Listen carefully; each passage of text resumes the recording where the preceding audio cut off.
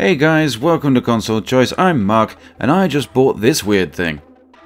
I've had it for a couple of days now, so here's a few of my thoughts, and some things you might not know if you're thinking of getting one. First off, let's look at its form.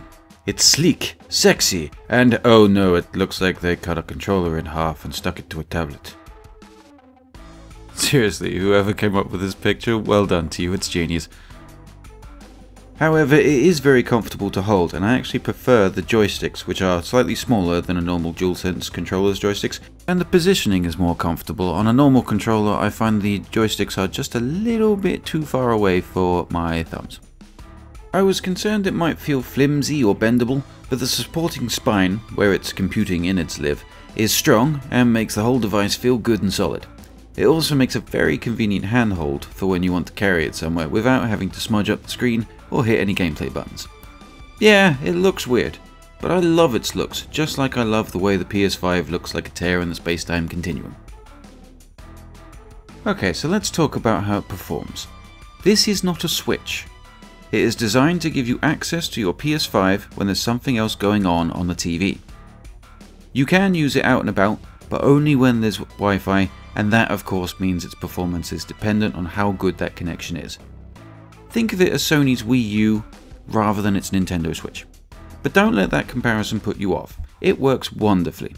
I spent the morning lying in bed playing Persona 5 on it with my Pulse headset wirelessly connected to the PS5 downstairs, and its performance was near perfect. At the start, I nearly had big old buyer's remorse because the connection kept dropping out, although very briefly, and it kept stuttering and dropping its frame rate. But here's my biggest tip. Physically plug your PS5 into your router.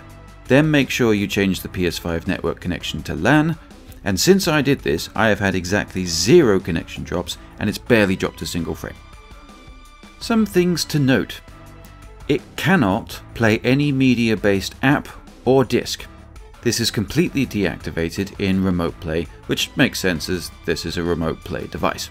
However, you absolutely can put a physical game disc in the PS5 and play the game through the portal. You can wire headphones into the portal through an audio jack. I tested this against wirelessly connecting my Pulse headphones to the PS5.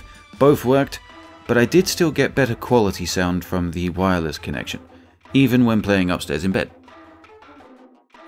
There is no Bluetooth support for any earbuds on the portal, but there is support for Sony's own new PS5 earbuds and new Pulse Elite headphones if you fancy forking out for those. Your choice. Though, if it comes to that, the Switch didn't allow Bluetooth headphones to connect originally, so maybe this is something they could add later in an update. Who knows? One other negative here is that switching profiles is a bit awkward. You have to sign out completely of the device, and then sign back in from fresh as another profile. It's not ideal, but hey ho. But you can still connect other controllers to your PS5 and the portal will essentially act as another controller. Handy, only the other day we had 2 friends around to play games and they had to bring a controller with them, but next time they won't.